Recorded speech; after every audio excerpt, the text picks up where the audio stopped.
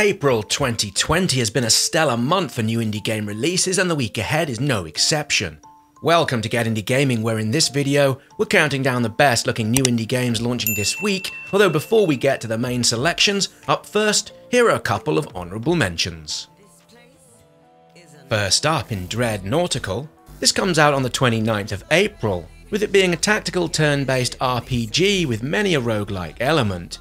We're looking forward to seeing how it blends what seems to be an immersive overall storyline, all set within a cruise liner that's been overwhelmed with malevolent monstrosities, all within what appears to be a cartoony art style. With 20 decks on board to unlock, Dread Nautical sets sail this week onto PCs via the Epic Games Store, as well as it coming to the PlayStation 4, the Switch, and the Xbox One.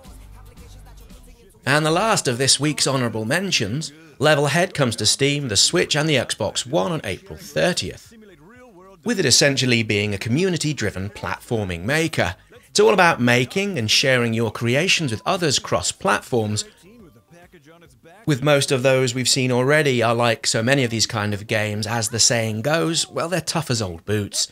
That said, we're thinking this one has potential, and it's one fans of these sort of games should be well worth checking out. With this week's honourable mentions all taken care of, let's crack on into the main course, as it were, with the best looking indie games coming out this week, beginning April 27th.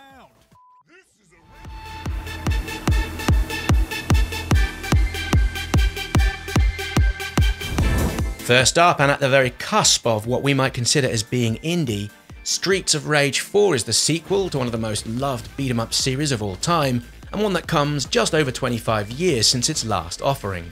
This side-scrolling scrapper, well, it sees you once more take to what looks to be a 1980s New York City, where you fight off the district's bad guys before tackling the area's big old crime boss. The developers Lizard Cube have used the animations from the source material to ensure this new game has every bit the same feeling as the original, with almost all of the characters from the older games being unlockable at some point in the game. Streets of Rage 4 comes out April 30th onto Steam, the PlayStation 4, the Nintendo Switch, and the Xbox One. Coming out today, April 28th, the Barn Finders pilot will offer up a little, well, more than a little taster into the rest of the game, which is due out in full at some point in the second half of the year. Based on a popular TV show, Barn Finders will see you search for valuables amongst abandoned old or not so old barns, with you running a family business by way of selling whatever you're able to salvage. With hundreds of items to discover, together with an underlying story and plot systems that interweaves with the barn's locations and their backstories, the pilot to Barn Finders can be found by way of Steam.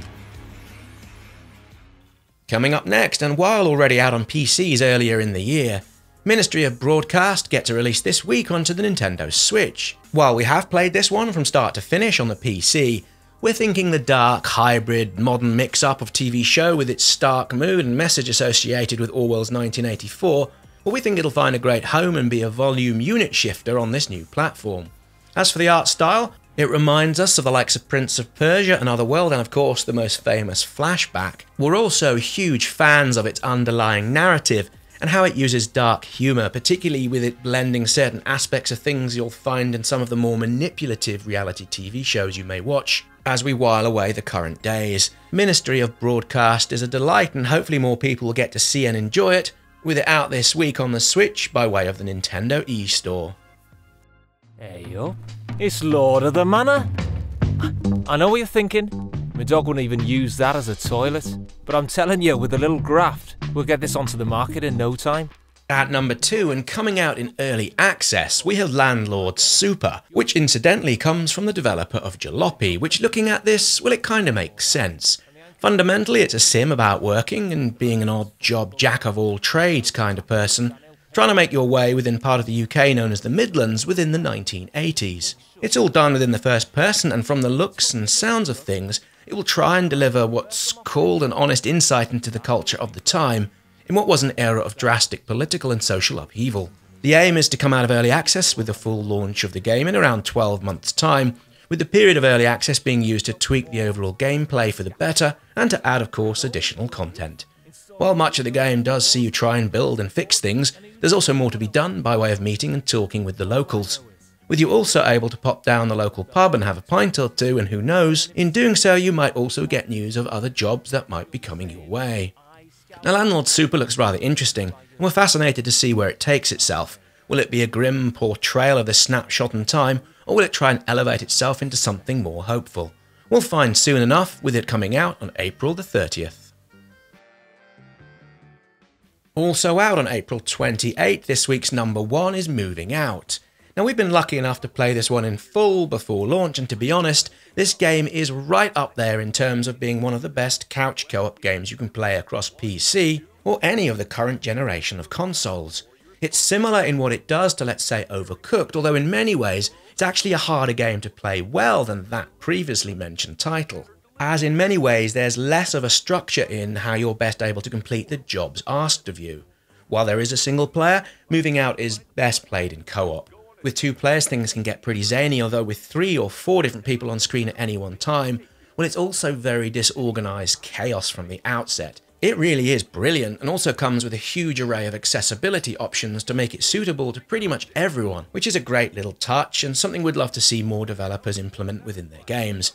Moving Out is out today, and as this video drops it comes to PC and all of the consoles by way of their online stores, or if you fancy it, you can pick this one up with a physical copy from selected outlets. And if you want to know what we think about this one in more detail, be sure to check out our full review, which you can find down in the description or by clicking the card that's shown on screen in some playback locations. So as we move closer to May, which games have you enjoyed the most this April? Be sure to let us know down in the comments, and while you're here, please subscribe if you haven't yet already done so, and also hit that like button as well. As always, many thanks for watching, and we look forward to welcoming you all back here again for more indie game videos.